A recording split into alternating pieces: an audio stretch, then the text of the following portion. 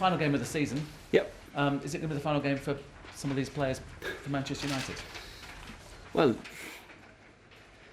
you never know in football. It might be your last game, but it might be the start of some careers as well. Of course, we've had some young players knocking on the door all season really, and we'll start with one or two of the kids as well. We've just been given a press release about Mike Flynn. There was a suggestion he was going to be a director of football, but I think you're always keen for him to be your assistant, weren't you? Yeah, I think he's fantastic at his job, assistant manager. So I'm very pleased they've finally agreed. So that was when Ed rang me. That was my first port of call to assist me, and we're here now for a few years together. Ole, it's been a momentous week in English football. Yeah. But while City have got potentially a league title to look forward to, two of your rivals are in the Champions League final, two of your rivals in the Europa League final. What have Manchester United fans got to look forward to this summer and beyond? Well, of course, it's that says everything about the competitive league we're in. It's not like when I used to play that it was us or Arsenal that were going to win the league, and Chelsea came. Now it's a very, very competitive competition, and we're challenging against the best teams in the world for these trophies. And of course, that tells us that it's going to be a great challenge. We want to get back to where we used to be, and that's we know as a club, we know as staff, the players know that next season we've got a great challenge ahead. It's going to be important that we come together from the first day. Pre-season is going to be important, and I'm sure, like some of the players said Luke said last night, we will make sure that the supporters have got something to cheer for us next year.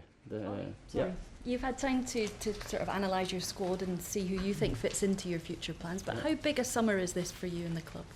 Of course it's big. There's players who've contracts have run out.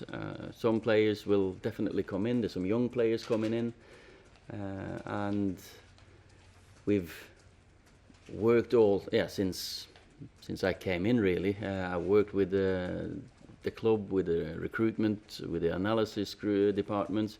We've identified some players that we think will fit the Man United squad, our squad, and let's hope that we can get some over the line. It's not easy.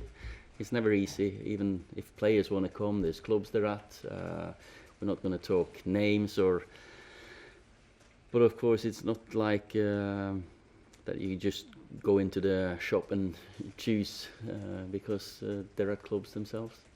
Are you getting your business done quickly? Because the suggestion already looking at players, Daniel James has been mentioned at Swansea. Well, there's been mentioned, I don't know how many names have been mentioned since I've come in, and there's players I've barely seen that I've read that we're going to sign. So there's loads of speculation, and of course the earlier you can do the transfers, the better it is, because when you come in the 1st of July, you want to have a nice picture of what this team's going to be looking like. Ole, you said just then that when you got the call from Ed, it was Mike feeling that you wanted. Why was that? What was it about him? Well, I've been a player under him, and his knowledge, experience, his demeanour. Because he's everyone in the club enjoys speaking to him, talking to him, discussing football with him. He walks around. He's around Carrington. The players really respect him. They know what he can do, and he's worked with the best. And for me, that I'm a young manager. I still feel I'm young anyway, and Mick's got more experience in a few areas than I have. Was it the fact that he was a United man as well, football, is that important? Yeah, of course that plays a big part in it. That's the same with when I brought Mark Dempsey with me. He's a Man United man. Michael Carrick's a Man United man. We all we care about the club, and it's never going to be about anything else but the club. It's not going to be about me or Mick, or it's going to be about getting this club back to where we feel it belongs.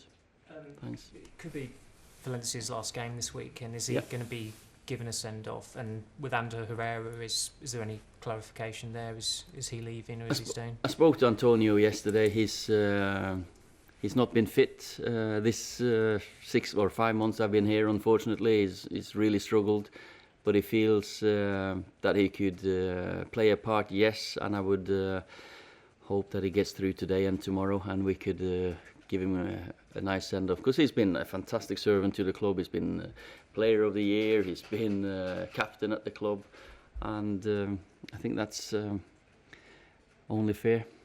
And Herrera, is there anything to add on that? Well, Anders probably, if he might play. I don't know yet. We haven't picked a team, and he'll probably announce himself later on where he's going to continue his football. Well, given where you are in the league, I mean, you might end fifth, you might not. What's your overall feeling about where the team, how it's gone since you came in? Are you frustrated? Are you excited? Is it a mixture? It's a mixture, because we were so far behind when we came in before Christmas, and I could sense the positivity. We came in. When you start winning games, it's it was fantastic to be in that group, and that showed us the potential and the quality in the players. Of course, we didn't have the consistency.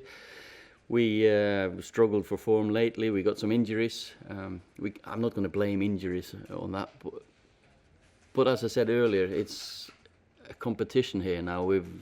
Premier League is the most competitive league in the world, and we've just fell that short of what would we say miraculous target that was fourth back in December, and it's been a mixed bag for me as well, but I can handle it, and I'm just thinking about the players, how emotional it must have been for them. They've started the season with one manager, finished with another one.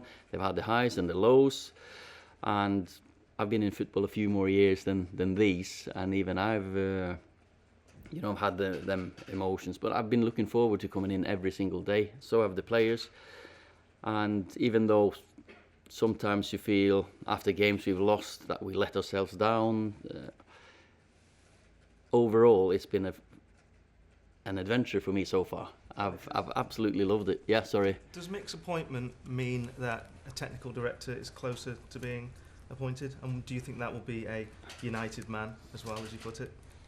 It will. The club will announce when they feel they've found the right man.